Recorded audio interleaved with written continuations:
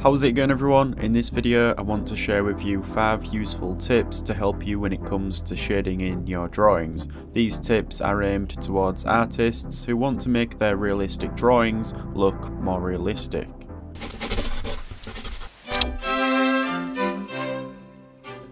It takes time and practice to get better at doing anything, and the same applies when it comes to drawing, along with the tools that you use to draw with. This being a pencil, how experienced you are with using one will benefit you greatly. How you control a pencil you are working with will influence the artwork you create as a result. And there's 2 factors involved when it comes to shading: motion and pressure. If you are shading in an area of your drawing, you want to be consistent, both in the way that you move your pencil and also with the pressure that you apply. You want to aim for a smooth, gradual gradient from light to dark, and this is just one example. Here I keep moving the pencil in a similar way, and I start to gradually apply more pressure. Notice how the pencil marks start to get darker as I do this. Now, depending on your drawing, it might make sense to change the motion and pressure of the pencil. When you are creating textures, you'll have to change the motion of the pencil to create a result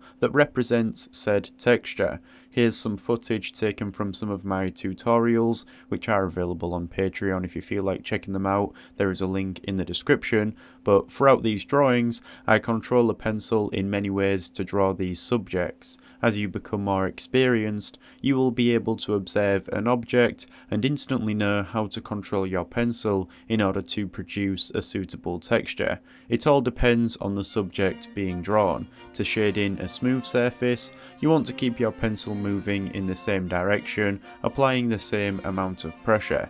If you want to shade in a more textured surface, you want to be loose with your lines. You can alter the pressure and the motion of your pencil as you draw in order to create varying results.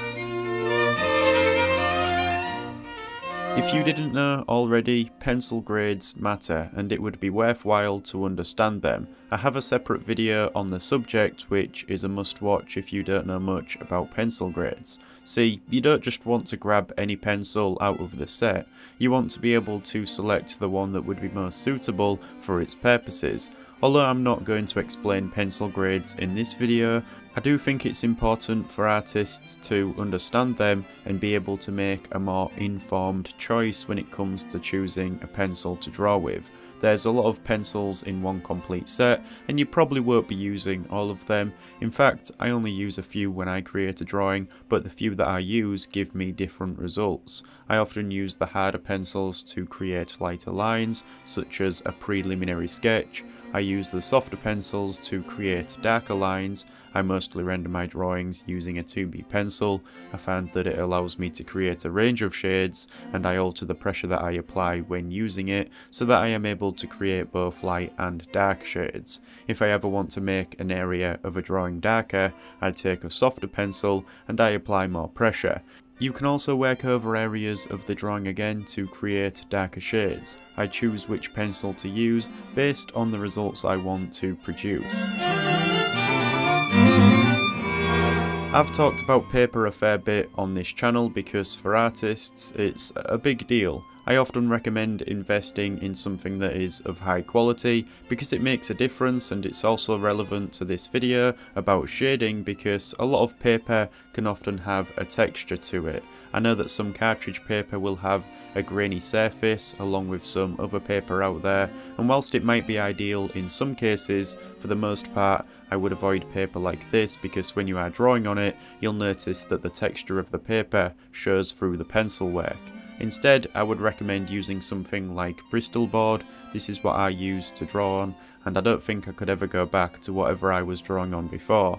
It can be expensive, but it's an investment, especially if you are going to be spending hours on a drawing. It has a smooth surface, which is what you want if you are going to be drawing realistically. It's more like thin card, as it's 250 GSM, which also means you can apply a lot of pressure with the pencil, and you don't have to worry about this tearing like you would if you was working on some thinner paper. Overall, it feels great to draw on, and it's been a game changer since I started using it.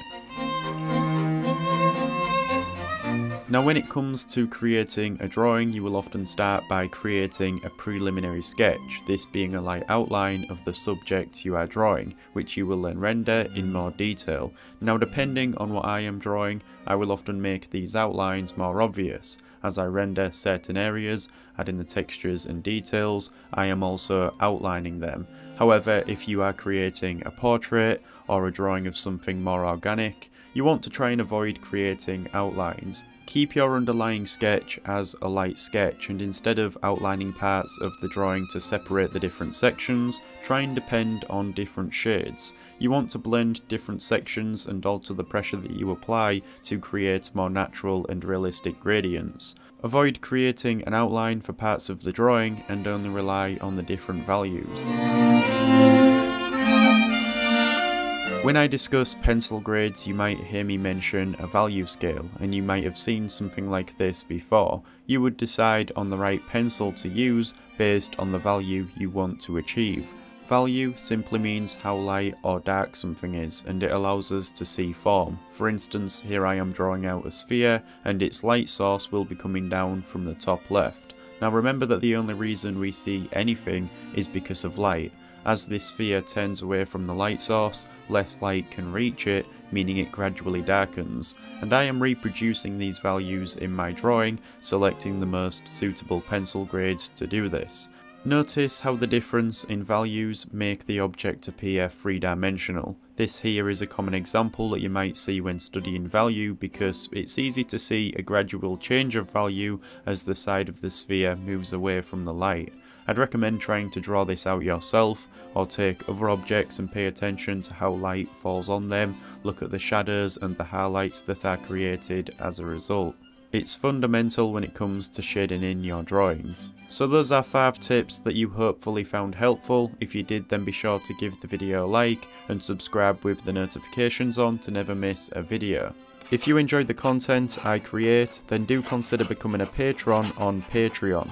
You will gain access to exclusive tutorials, study documents, process papers, real-time drawing footage and more. Plus you will also be supporting me in a more personal way. Other than that, thank you for watching this video and I'll see you soon.